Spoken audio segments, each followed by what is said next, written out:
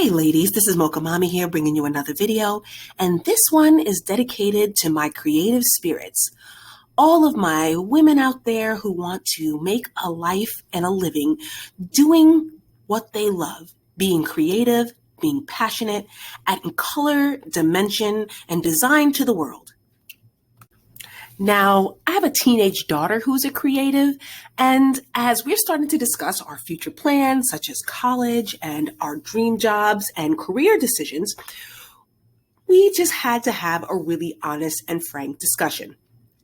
Her dream would have been to go to the Rhode Island School of Design and then move to Seattle to do things with digital art, media, and animation. Well, as much as I would love to fund and nourish that dream, we have to wake up and live in reality and know that a lot of the creative fields that she wants to enter are not lucrative. It's not going to be worth it for her to move to an extremely expensive city, to go to an expensive private school, and then move to a city where the cost of living is one of the nation's highest.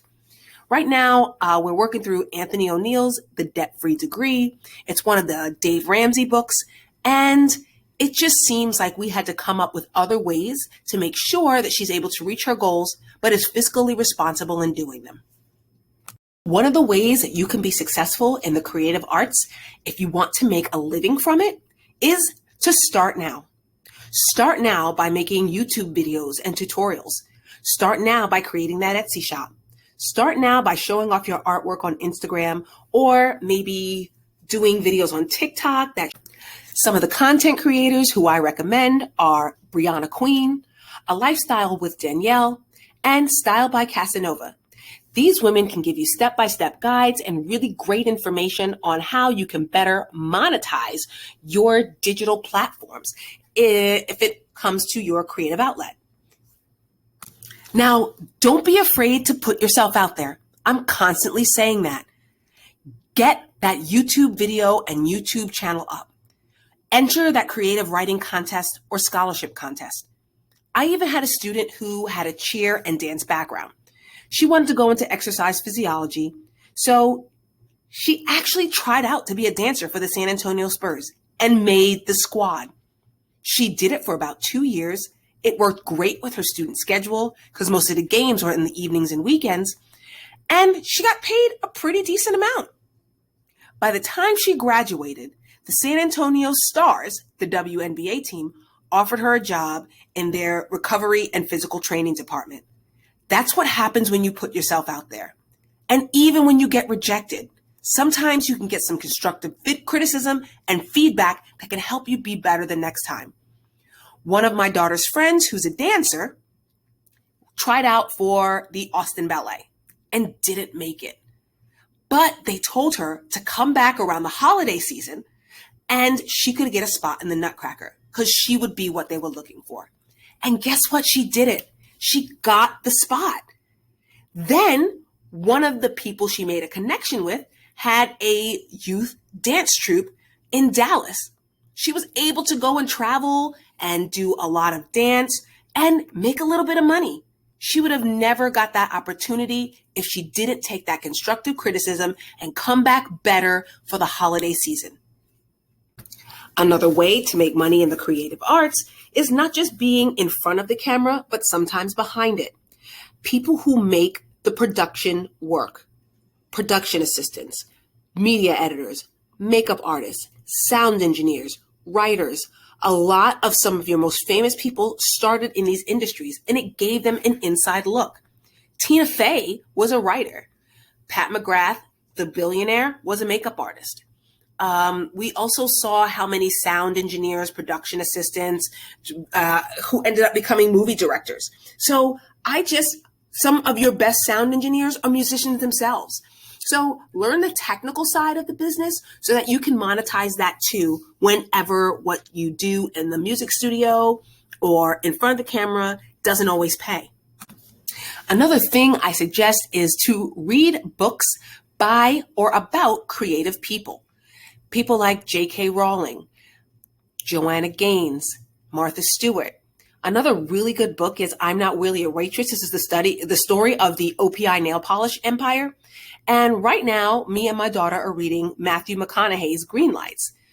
He's an Austin icon. He's a poet, a writer, director, screenplay writer, actor, film school graduate. And he has a production company here in Austin. So really learning his story, his origin, his work ethic, and seeing what it took to get him where he is today is serving as inspiration and also a direction guide for how we can help her navigate through creating a creative career.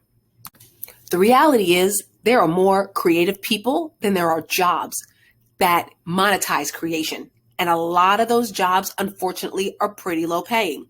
So some of the things I suggest that you do is when being creative is your side hustle, to get a side hustle that really pays.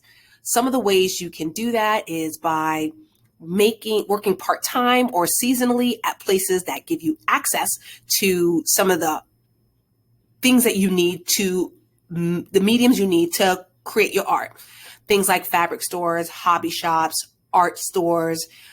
So by working there part-time or seasonally, you can get discounts on the raw materials you need. Also, when I was a nursing instructor, one of the adult education managers in the area of bookkeeping was constantly trying to get musicians to take bookkeeping classes. A lot of them saw no point in it, but the ones that did ended up paying off. I'll give you an example. The IRS and tax prep is some of the most well-paid seasonal work. What she was suggesting to the musicians was becoming a certified bookkeeper. That way you can do tax prep while you're on the road. You can also do payroll from remote locations, and seasonal work with the IRS starts in the Austin area around $17 an hour. What these musicians were doing was working for the IRS seasonally, doing tax prep between November and June, roughly. Sometimes it'd be full-time, sometimes it'd be part-time, sometimes it would only be for part of the tax season. And then they would have enough money to do and participate in all the summer music festivals and venues, and even have enough money to go with their bands on tour. Now, it's pretty typical in people who are artistic to be dance instructors, fitness instructors, yoga instructors, art teachers, music teachers. Now, a lot of people in the creative arts industry enter the service industry as baristas, bartenders, waitresses. But what about joining the service? That's right, using the military to help fund your creative dream. There have been a lot of actors, actresses, and artists who've used the military in their level up in their way to a creative career. It always keeps a roof over your head, always keeps food on your table, gives you great experience, and think about it. How many shows are surrounded by uniformed services? Shows about the military, police, and you already know how to wear a uniform, so you get an advantage. Your GI Bill can be used for acting classes, musical theater classes, studio art classes at accredited colleges, and you can also do reserves or National Guard. Now, when I was in the reserves, what I would do was always look for units that were getting activated, because that always needed some personnel. I would then activate with that unit, get paid, earn some money, and then when I needed to lay back and be with my family, I was able to do so because I wasn't a full-time soldier. Think about that as a way to fund your creative dreams. Don't be afraid to put your talents out there. Business people need creatives to create branding, logos, design websites, and jingles. Athletes need creative people to create photographs, highlight reels, and do and edit game tape. Your creative talents are always in use. Don't be afraid to put it out there. I mean, I know even during this pandemic, a lot of the nurses who sewed really came through when it came to making things like masks and satin line scrub caps. There had been nurses who had always made blankets and bonnets for newborns in the nurseries and in the NICU. And then those nurses ended up getting business from people who wanted blankets for their own family members. I also know nurses who used to decorate cupcakes and cookies for things like Nurses Week and potluck. They then exchanged their business cards with other nurses who were interested in buying their baked goods. Putting your creative talents out there always can bring back rewards, not just financial ones, but ways that you can network with other people and build your own business. Another thing to keep in mind if you want to enter a creative field for a living is to make sure you live someplace that's affordable.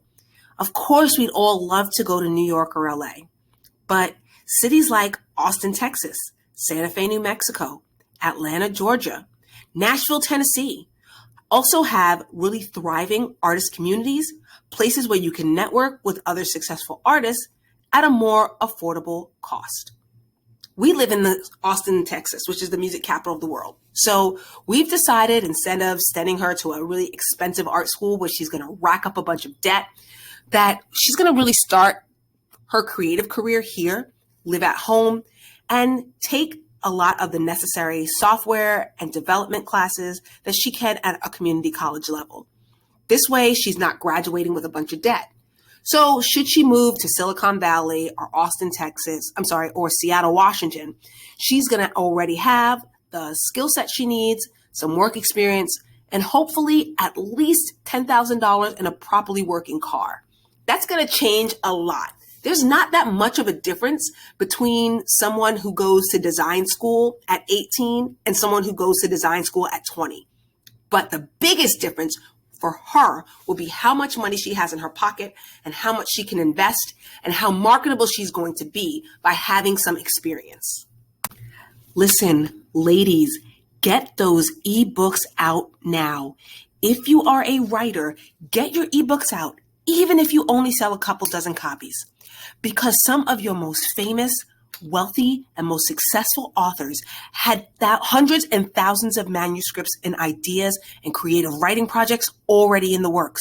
By the time they hit their New York Times bestsellers, all of those other books that didn't sell well all of a sudden started flying off the shelves. And when Hollywood studios came a knocking, they already had a bunch of ideas in the pipe. This is the case with Stephen King, Nora Roberts, John Grisham, Nicholas Sparks, Danielle Steele. All of these authors already had hundreds of creative projects already completed or in the process of being completed by the time they hit the New York Times bestsellers list and by the time major Hollywood studios came knocking. So whether it would be for made-for-TV movies, major motion pictures, or just a book that was the read of the summer, they were always ready. Be ready now by getting those manuscripts, screenplays, and creative writing projects out there.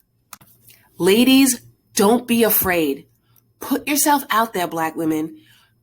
Create that painting. Write that song. Draw that artwork.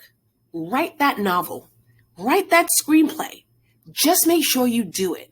Always make a forward trajectory motion. These art festivals are great ways to network with other artists, even if you don't sell a thing. Sometimes you may. Sometimes you might just hand out a bunch of business cards and send them to your Etsy shop. It really doesn't matter as long as you're putting yourself out there. Because let me tell you something, the pain of rejection is nothing compared to the weight of regret. This is Mocha Mommy, and I'll see you in the next video.